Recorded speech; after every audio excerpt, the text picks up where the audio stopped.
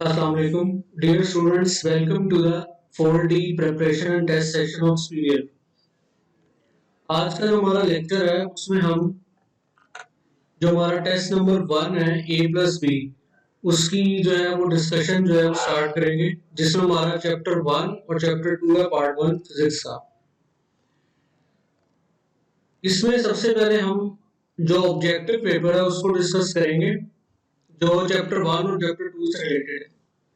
जो पहला एमसीक्यू है वो है डॉट प्रोडक्ट और क्रॉस प्रोडक्ट, इसका कॉम्बिनेशन, जिसमें हमारे पास ये पूछा गया है कि अगर हम डॉट प्रोडक्ट लें जे डॉट और जे क्रॉस के का, तो हमारे पास क्या आंसर आता है। चार ऑप्शंस अवेलेबल हैं, ए है के, 1, 2 एंड 0। तो इसमें हमें पता है कि जो क्रॉस प्रोडक्ट है वो हमारे पास जो है वो राइट हैंड रूल यूज करता है, और जे क्रॉस के का आंसर हमारे पास क्या आता है,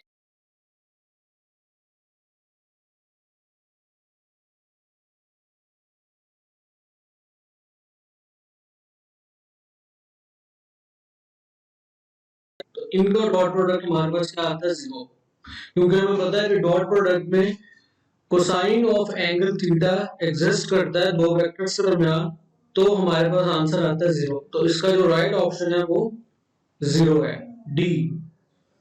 इसी तरह हमारे पास दूसरा क्वेश्चन है, the magnitude of cross product and dot product of two vectors are equal if the angle between the vector is 0, 90 degree, 180 degree and 45 degree. कि अगर हम डॉट प्रोडक्ट और क्रॉस प्रोडक्ट इनके मैग्नीट्यूड्स को कंपेयर करें तो ये किस एंगल के ऊपर इक्वल होंगे। तो क्रॉस प्रोडक्ट में हमारे पास दो वेक्टर्स की मैग्नीट्यूड है, उनके दरमियान एंगल होता है साइन थीटा, और डॉट प्रोडक्ट में हमारे पास एंगल होता है कॉस ऑफ थीटा। और कॉस ऑफ थीटा और साइन ऑफ थीटा ये हमें मैथमेटिक्स में पता है कि ये किस एंगल के ऊपर इक्वल होते हैं, तो 45 डिग्री के ऊपर ये इक्वल होते हैं। तो राइट ऑप्शन जो है ये डेल्टा है, कि 45 डिग्री के ऊपर इनके मैग्नीट्यूड आपस में क्या हो जाएंगे, इक्वल। इसी तरह नेक्स्ट क्वेश्चन है, if a plus B modulus of a plus B, अगर a प्लस बी का मॉडुलस, यानी अगर दो वेक्टर्स a और b को ऐड किया जाए और उनका मैग्नीट्यूड लिया जाए, और इसी तरह इन्हीं दो वेक्टर्स को अगर हम सब्ट्रैक्ट करें a माइनस बी और उनका मैग्नीट्यूड लें, तो ये मैग्नीट्यूड किस एंगल के ऊपर इक्वल होगा। जैसा कि क्वेश्चन में है कि if a plus b is equal to a minus b, then angle between two vectors is, तो यहाँ पे दो वेक्टर्स के दरमियान एंगल क्या होगा।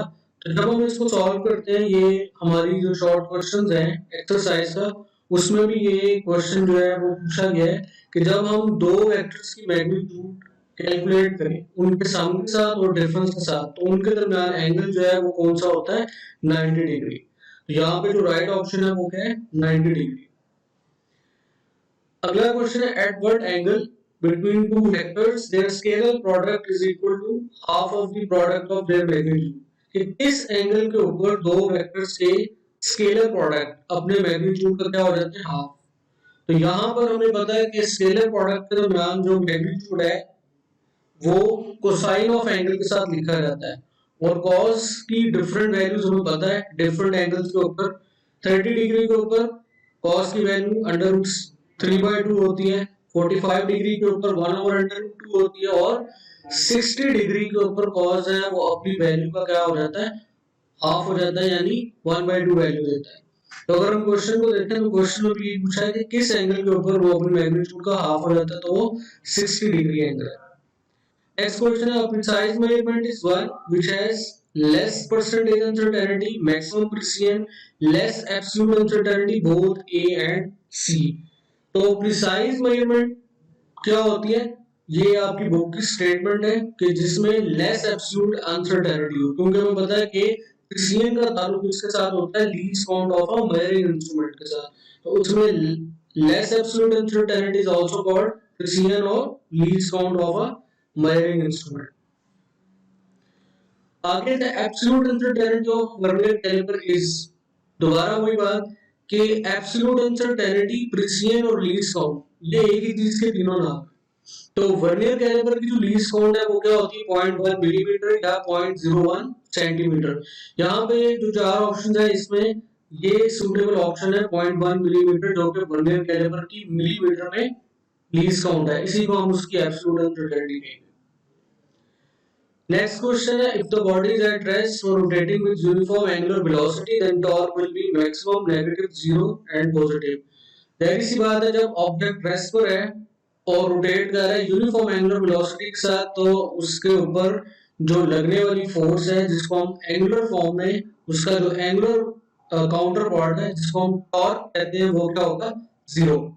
क्योंकि बॉडी जो है या तो वो रेस्ट पर है या फिर वो यूनिफॉर्म एंगुलर वेलोसिटी के साथ मूव कर रहा है, यानी उसकी एंगुलर वेलोसिटी में टाइम के साथ कोई चेंज नहीं आ रहा, तो लिहाजा उस पर जो लगने वाला टॉर्क है वो है जीरो है। नेक्स्ट क्वेश्चन है, the force and torque are analogous to velocity, mass and weight, moment of inertia. D option है ईच अदर। तो अभी हमने बात की है कि लीनियर मोशन में हमारे पास फोर्स होती है और एंगुलर मोशन में उसका काउंटर पार्ट जो होता है वो क्या होता है, टॉर्क, जिसको हम उसकी एनालॉगस पार्ट कहते हैं। तो ये डेल्टा ऑप्शन है ईच अदर।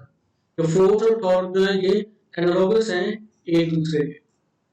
आगे हमारे पास सेक्शन 1 है, शॉर्ट क्वेश्चंस सब्जेक्टिव का। इसको हम डिस्कस करते हैं। Does a dimensional analysis give any information on constant of proportionality that may appear in an algebraic expression. इसको हमने एक्सप्लेन करना है। डायमेंशनल एनालिसिस जो है वो कांस्टेंट ऑफ प्रोपोर्शनैलिटी के बारे में इंफॉर्मेशन देता भी है और नहीं देता। सपोज अगर हमारे पास एक फॉर्मूला है जिसमें प्रोपोर्शनैलिटी कांस्टेंट, जैसे हम कहते हैं law of gravitation F is equal to G m1 m2 over r square, यहाँ पे हम इस G की डायमेंशंस को कैलकुलेट कर सकते हैं। हम रीअरेंज करके फॉर्मूला को F r स्क्वायर, इसको मल्टीप्लाई करें, m1 m2 को डिवाइड करें, तो यहाँ से हम G की डायमेंशंस ले सकते हैं, जो कि आपके चैप्टर में एक न्यूमेरिकल प्रॉब्लम भी है एक्सरसाइज में। लेकिन अगर हमारे पास कोई एक ऐसी इक्वेशन है जैसे टाइम पीरियड की t is equal to 2 by L over G, तो हम उस केस में उसकी डायमेंशंस को कैलकुलेट नहीं कर सकते। तो अलजेब्रिक एक्सप्रेशन जब आ जाता है, तो अगर हम उसमें न्यूमेरिक्स की बात करें या एक ऐसे कांस्टेंट नंबर की बात करें जो रेशो किसी दो सर्टेन नंबर्स की, जैसे 2 पाई में पाई जो है वो रेशो है, ratio of circumference to the diameter of circle, तो यहाँ पे हम इसकी डायमेंशंस को कैलकुलेट नहीं कर सकते। लेकिन जैसे अगर हमारे पास कोई फंडामेंटल लॉ है, यूनिवर्सल लॉ है, तो हम उसकी जो है वो जो कांस्टेंट्स अपीयर हो रहे हैं उनमें यूनिवर्सल कांस्टेंट्स, उसकी डायमेंशंस को कैलकुलेट कर सकते हैं। इसी तरह अगला क्वेश्चन है, 3 students measure the length of a needle with scale on which minimum division is 1 millimetre and recorded as 0.2145, दूसरा है 0.21 मीटर, तीसरा है 0.214 metre. Which record is corrected by, ये आपको पता है कि इसमें वो वाली रीडिंग करेक्ट होगी जो हमारे जो है मेजरिंग इंस्ट्रूमेंट की लीस्ट काउंट के साथ मैच कर रही होगी। मिलीमीटर में हम अगर देखें कि कितने डिजिट्स आते हैं, तो उन डिजिट्स को हम ये जो 3 ऑप्शन में दी गई रीडिंग्स है उनके साथ कंपेयर करें, तो हमारे पास रिक्वायर्ड आंसर आ जाएगा। तीसरा है right the dimensions of pressure and density. Pressure हमें पता है कि force per unit area, force और एरिया की रेशियो है, तो हम फोर्स की डायमेंशन mlt-2 और एरिया की डायमेंशन l स्क्वायर इसमें पुट करेंगे और कैंसिलेशन के बाद हम रिक्वायर्ड जो प्रेशर की डायमेंशन है वो हासिल कर लेंगे। इसी तरह डेंसिटी है, डेंसिटी होती है मास पर यूनिट वॉल्यूम। मास की डायमेंशन m है और वॉल्यूम जो है वो l क्यूब है, तो हम वहां से इसकी डायमेंशंस को क्या कर लेंगे, कैलकुलेट कर लेंगे। अगला है describe principle of homogeneity of dimensional analysis. Homogeneity of dimensional analysis का मतलब यह है कि हमने ये पढ़ रखा है कि सेम डायमेंशंस की चीजें आपस में ऐड होती हैं। अगर आप वेलोसिटीज को ऐड कर रहे हैं तो वेलोसिटीज के साथ वेलोसिटीज ही ऐड होगी, एक्सेलरेशन ऐड नहीं होगा। जैसे हम इक्वेशन में देखते हैं Vf is equal to Vi plus At, they have same dimensions। तो homogeneity of dimensional analysis हमें ये बताता है, वो डिक्टेट करता है कि we always add physical quantities of same dimensions। Question number 5 is show that energy mass equation E is equal to mc square is dimensionally correct।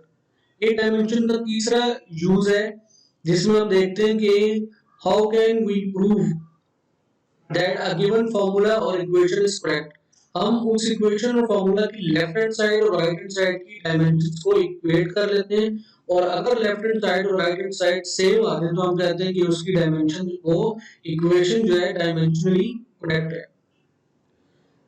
इसी तरह वेक्टर क्वेश्चन नंबर 6 है, vector A lies in the xy plane for what orientation will both of its rectangular components be negative, for what orientation will its components have opposite sign। तो हम अगर अब rectangular coordinate system देखें तो उसके चारों coordinates में कहां पर उसके दोनों कंपोनेंट्स नेगेटिव होंगे वो थर्ड क्वाड्रेंट है, और कब उसके जो कंपोनेंट्स हैं वो ऑपोजिट साइन लेंगे वो हमारा सेकंड और फोर्थ क्वाड्रेंट है। आगे define the terms unit vector and component of a vector. Unit vector क्या होता है, ऐसा वेक्टर जिसकी मैग्नीट्यूड जिस 1 हो उसको क्या कहते हैं, unit vector, and it is used to describe the direction of a vector. Component क्या होता है, कंपोनेंट ऑफ अ वेक्टर जो है वो इसकी इफेक्टिव वैल्यू होती है यानी given direction. So a vector can have more than one components, 2 components, and in 3 dimension a vector have 3 components। Next हमारे पास है to get the sum of two vectors equal to null vector what are the conditions. Condition ये होगी कि दोनों vectors की magnitude same हो लेकिन उनकी डायरेक्शन जो ऑपोजिट हो।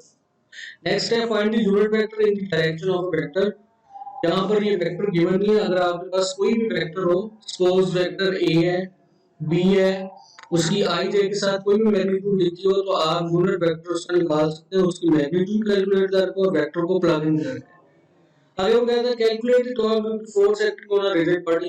ये आपकी बुक का टॉपिक है टॉर्क, जिसमें हमें वो कहता है कि रिजिड बॉडी के ऊपर टॉर्क जो है वो कैलकुलेट करें जिसके ऊपर फोर्स फोर्स की वजह से प्रोड्यूस होने वाले टॉर्क को आपने कैलकुलेट करना है।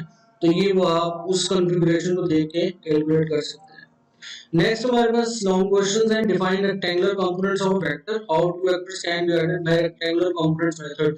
इस क्वेश्चन में स्टूडेंट जो है अक्सर मिस्टेक करते हैं, ये क्वेश्चन मिसरीडिंग बन जाता है इस एतबार से कि हमारे पास दो क्वेश्चन है।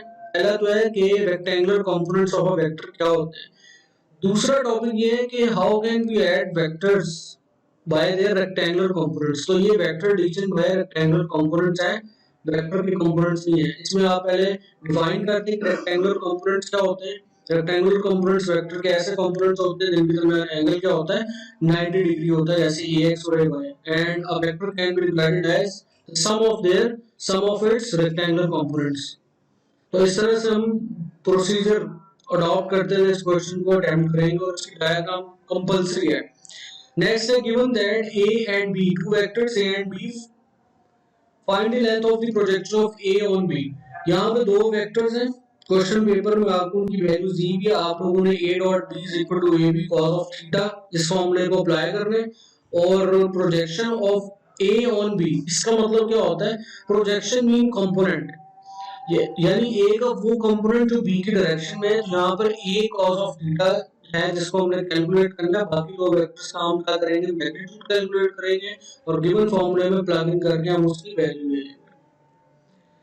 पेपर बी ऑब्जेक्टिव इसका पहला क्वेश्चन है, the process of vector subtraction is similar to the process of, चार ऑप्शन है, multiplication of vectors, resolution of vectors, addition of vectors, division of vectors. तो vector subtraction is similar to the vector addition, उसको हम head to tail rule के मुताबिक जो है हम क्या करते हैं, ऐड करते हैं। क्वेश्चन नंबर 2 है, if rx is negative and ry is positive then the resultant vector lies in। तो ये हमने पहले भी किया, if rx is x axis is negative and y axis is positive, तो ये कौन सा क्वाड्रेंट है, this is the second quadrant, तो option is alpha. Relation a plus into minus a results the parallel vector, unit vector, null vector and position vector। तो ये relation हमें क्या देता है, when two vectors have same magnitude but they are opposite in direction so we have a null vector। तो यहाँ पे C जो है ऑप्शन है वो null vector की करेक्ट है। Dot product of two non-zero vectors is zero if angle between them is 30, 60, 45, 90। So it's very obvious कि दो वेक्टर्स जब डॉट प्रोडक्ट शो कर रहे हो तो उनके दरमियान एंगल क्या होता है, cos ऑफ थीटा, और cos 90 डिग्री के ऊपर क्या होता है, जीरो। तो अगर वो जीरो ऑप्शन दे रहे हैं तो हम आंसर दे रहे हैं तो उस ऑब्वियस सी बात है उसमें एंगल क्या होगा, 90 डिग्री होगा। Returning effect of force is called torque, simple option D इसका आंसर है। The absolute uncertainty of sequence, वही बात हमने कहा कि absolute uncertainty least count and जो है वो प्रिसिजन ऑफ मेजरिंग इंस्ट्रूमेंट, तीनों एक ही चीज के नाम है। और सीक्यू गेज की जो लीस्ट काउंट होती है 0.01 मिलीमीटर होती है, तो यहाँ पे जो आंसर है बी है। Dimensions of frequency same as that of the time period, angular velocity, mass and angular acceleration। हमें पता है कि frequency और time period के दरमियान relation का होता है inverse। हम लिख सकते हैं f is equal to 1 over t या t is equal to 1 over f। So frequency की dimension और time period की dimensions का होती है same। The least count of meter rod is 0.1 centimeter as obvious। This is the right answer। इन सारी option में से A is the right answer। आगे शॉर्ट क्वेश्चंस हैं। The vector sum of three vectors gives a zero resultant. What can be orientation of the vectors? जब ये तीनों vectors एक equilateral triangle बनाएंगे तब इनकी ओरिएंटेशन जो होगी जीरो होगी। उस केस में हम दो वेक्टर्स को पहले ऐड करेंगे फिर उसके रिजल्टेंट को तीसरे के साथ ऐड करेंगे, तो इस तरह से ये हमें जीरो रिजल्टेंट देंगे। Show that vector addition is commutative. Next question में हम कहते हैं कि आप प्रूफ करें कि वेक्टर एडिशन क्या है, कम्यूटेटिव है, यानी कम्यूटेटिव लॉ को ब्रेक कर रही है। इसको आपने ज्योमेट्रिकली शो करने की किस तरह से a प्लस बी जो है वो b प्लस a के इक्वल होता है, उनका रिजल्टेंट वेक्टर जो है क्या वो सेम आता है या सेम नहीं आता। अगला क्वेश्चन है if a is equal to 4i plus 3k then find a। अगर हमें मैग्नीट्यूड गिवन है तो हमने वेक्टर गिवन है तो हमने उसकी मैग्नीट्यूड फाइंड आउट करनी है। हमें फार्मूला पता है कि x कंपोनेंट का स्क्वायर प्लस y कंपोनेंट का square and then we take square root. Next है write two examples of cross product. Cross product के टू एग्जांपल्स हैं, एक टॉर्क है और दूसरा जो है वो फोर्स है। Force on a moving charge in a magnetic field F is equal to Q into V cos V। How a vector is subtracted from another vector explained using diagram। ये भी आप हेड टू टेल रूल को follow करते हुए, जैसे हमने ऊपर देखा है वेक्टर एडिशन इज कम्यूटेटिव, वहां पे आपने सिर्फ डायरेक्शन चेंज करनी है। The vector which is being added to the first vector, हम उसकी डायरेक्शन को क्या करेंगे चेंज करेंगे and then by using head to tail rule we can have vector addition of two vectors. अगर write the two uses of dimensional analysis.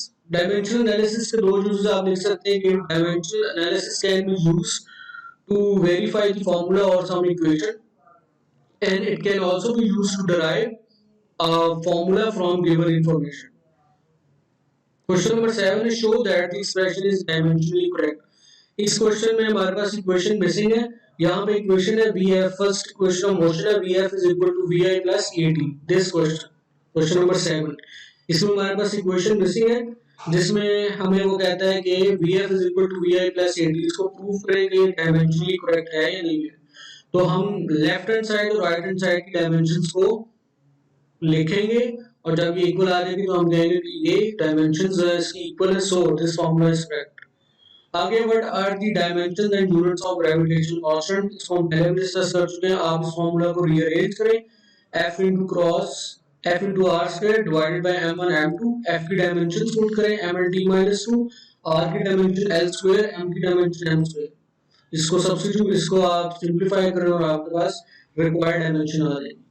At the masses given in kg up to appropriate precision 2.189, 0.09, 89 and 11.8 and 5.32।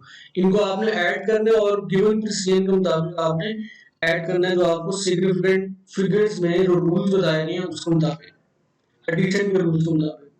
Decide by the use of dimensions which of the following is correct। F is equal to V lambda और F is equal to V over lambda। इन दोनों फॉर्मूलों को आपने देखना है, dimensions V की और lambda की put करें।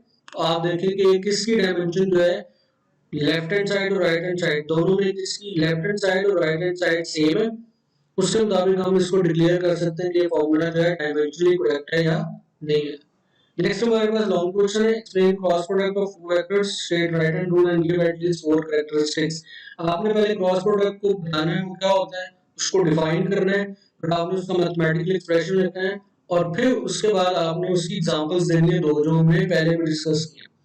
उसके बाद आपने उसको एक्सप्लेनेशन में उसका राइट हैंड रूल यूज करना है कि राइट हैंड रूल यूज करके हम किस तरह से क्रॉस प्रोडक्ट को शो कर सकते हैं और फिर हमने उसके कैरेक्टरिस्टिक्स लिखने हैं जिसमें जो सबसे इंपॉर्टेंट है वो क्या है, उसका कम्यूटेटिव लॉ, कि क्या डॉट प्रोडक्ट की तरह क्रॉस प्रोडक्ट भी कम्यूटेटिव लॉ ओबे करता है या नहीं करता। नेक्स्ट हमारे पास है तीन vectors show that The three vectors I plus j plus k, 2i minus 3j plus k, 4i plus j minus 5k.